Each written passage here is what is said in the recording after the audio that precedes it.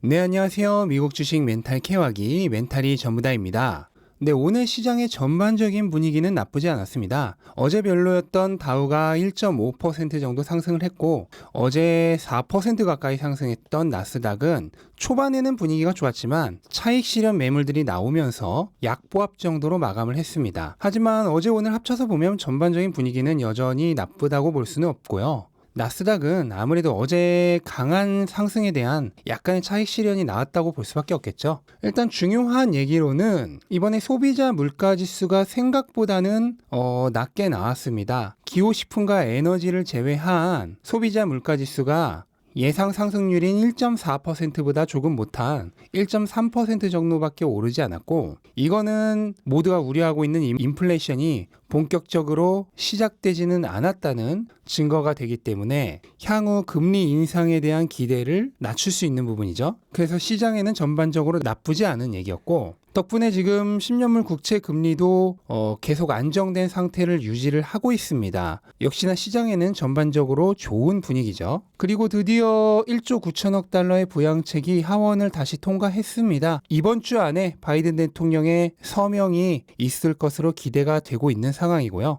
여기에는 1,400달러의 직접 지급액, 그리고 사물로 만료되는 실업수당이 9월까지 연장되는 등 여러 가지 법안이 포함이 되어 있는데요.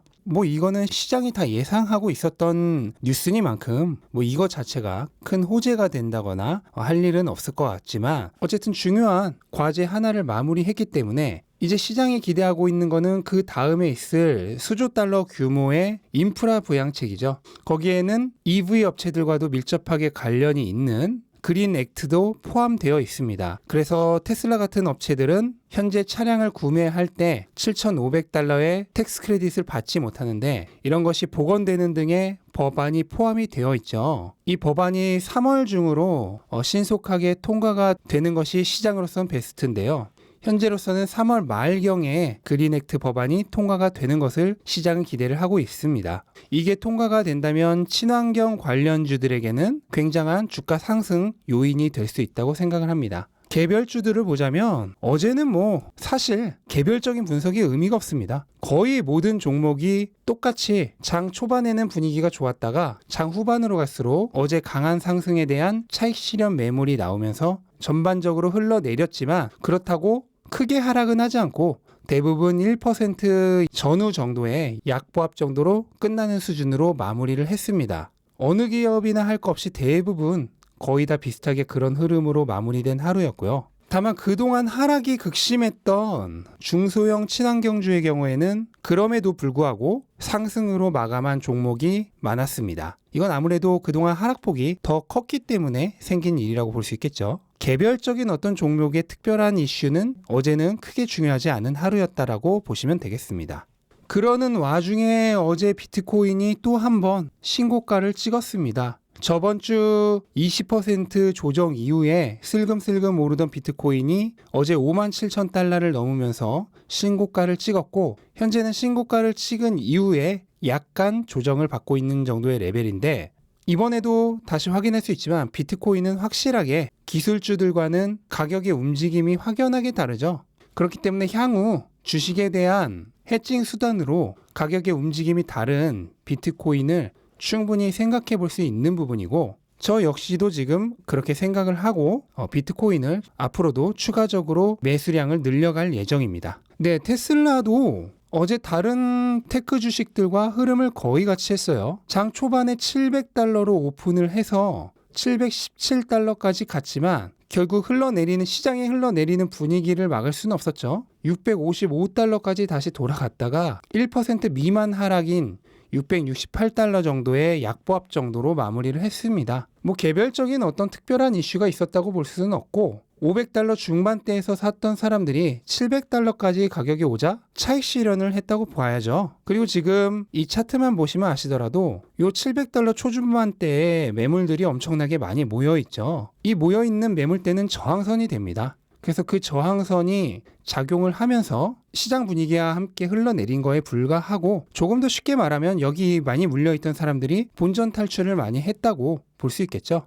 특별한 의미를 둘 것은 없는 상황이고, 다만 이제 이 이후에 요 매물대를 뚫고 돌파를 해서 위로 올라가느냐, 아니면 600달러 정도 부근까지 한 번 더 내려와서 이중 바닥을 찍고 올라가느냐, 그 부분인데 그거는 어느 누구도 예측을 할 수 없는 거기 때문에 투자자 입장에서는 미리 걱정을 할 필요는 없고, 장기 투자자라면 그 부분까지도 결국 길게 봤을 때 별로 의미 없는 변동에 불과하다, 그렇게 생각을 하시면 될 것 같습니다. 근데 그런 와중에도 테슬라는 여전히 자신의 갈 길을 가고 있습니다. 지금 LG에서 테슬라의 4680 배터리 셀을 만들기 위해 미국과 유럽의 생산 공정을 만들 수 있다는 루머가 로이터 통신을 통해 나왔는데요. 일단 테슬라 쪽에서 어떤 공식적인 발표는 아직 없었고요. 하지만 테슬라는 배터리데이에서 자신들만으로 4680 배터리를 모두 만드는 것은 한계가 있을 것이다 라는 얘기를 분명히 밝혔었기 때문에 LG가 미국과 유럽에서 4680 배터리 셀을 만드는 공정을 추가한다 하더라도 별로 놀랄 일은 아니라고 생각을 합니다. 그리고 그렇게 되는 게 테슬라에게는 장기적으로 더 좋은 거죠. 왜냐하면 미국과 유럽에서 나중에 부족해질 수도 있는 4680 배터리에 대한 수급 우려가 많이 사라질 수 있는 부분이니까요. 어쨌든 LG가 자신들의 돈을 투자해서 미국과 유럽의 4680 배터리 셀 생산 시설을 구축해 준다면 테슬라로서는 굉장히 든든한 배터리 공급책을 얻는 것이라고 얘기할 수 있겠습니다. 그리고 기가 베를린 역시 지금 차질 없이 공사가 진행되고 있습니다. 현재 기가 베를린은 임시 승인을 통해서 건설을 계속하고 있는데요. 이제 양산에 들어가려면은 최종 승인을 받아야만 합니다. 현재 언론에서는 몇 주 내에 최종 환경 허가를 받을 수 있을 것으로 보고 있고, 그렇게 되면 계획했던 대로 2021년 7, 8월경부터 본격적인 양산이 시작될 수 있을 것으로 기대되고 있습니다. 그리고 최종 환경 허가와는 상관없이 테스트 생산의 경우에는 5월부터 시작이 될 것으로 보이고요. 기가 베를린은 두 가지 측면에서 중요한 의미가 있죠. 하나는 유럽산 모델 Y를 만든다는 거. 유럽은 테슬라가 지금 최근 점유율을 잃고 있는 시장 중 하나인데요. 그 시장에서 유럽에서 가장 인기 있는 세그먼트에 속한 모델 Y가 관세 없이 팔리게 되는 그 순간부터 다시 점유율을 회복할 수 있을 것으로 기대를 하고 있고, 또 한 가지는 기가 베를린에는 4680 배터리 셀을 만들기 위한 대규모 시설이 들어갈 예정입니다. 테슬라가 배터리데이에서 밝혔듯 2022년에 100기가와트시, 그리고 그 이후에 250기가와트시로까지 용량을 확장할 예정이고, 테슬라가 자체적으로 기가 베를린에서 250기가와트시까지 4680 배터리를 스스로 만들 수 있는 체제를 굳힌다면 향후 배터리 수급에 대한 우려를 굉장히 많이 경감시킬 수 있을 것으로 보고 있습니다. 지금 반도체 쇼테이지를 많이 걱정을 하는데, 저는 반도체 쇼테이지는 오히려 단기적인 수급 문제로 보고요. 장기적으로 중요한 거는 결국 배터리입니다. 그리고 그 배터리의 원재료들이고요. 결국 나중에 가서 스스로 배터리를 만들 능력이 없는 거의 대부분의 자동차 회사들은 배터리 수급 문제로 자신들이 원하는 만큼 전기차를 생산하지 못할 가능성이 큽니다. 그걸 알기에 테슬라가 이렇게 배터리에 공을 들이는 것이죠. 그리고 인도나 인도네시아에 진출하려는 이유도 결국 배터리도 배터리지만 그 배터리의 원재료가 되는 니켈 등에 대한 확보가 필수라고 보고 미리부터 공을 들이고 있는 것입니다.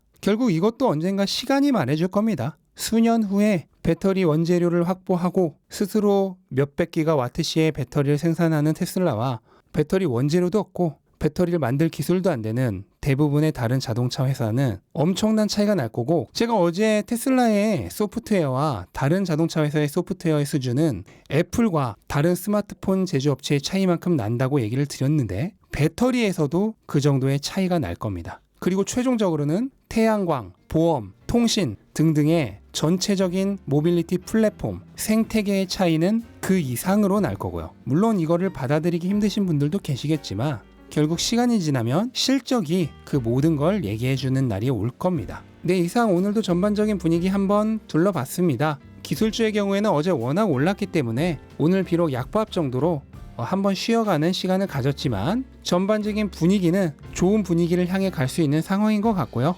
결국 일주일, 2주일, 한 달, 2달 정도의 단기적인 예측은 불가능합니다. 그냥 지금과 같이 장기적으로 회사가 자신이 할 일을 제대로 하고 있는지 그 부분에 더 집중을 하신다면 매일의 주가에는 일희일비하지 않게 될 것이라고 생각을 합니다. 네, 이상으로 영상 마치겠습니다. 영상 도움이 되셨다면 구독과 좋아요 꼭 부탁드리고요. 오늘도 좋은 하루 되시기 바랍니다. 감사합니다.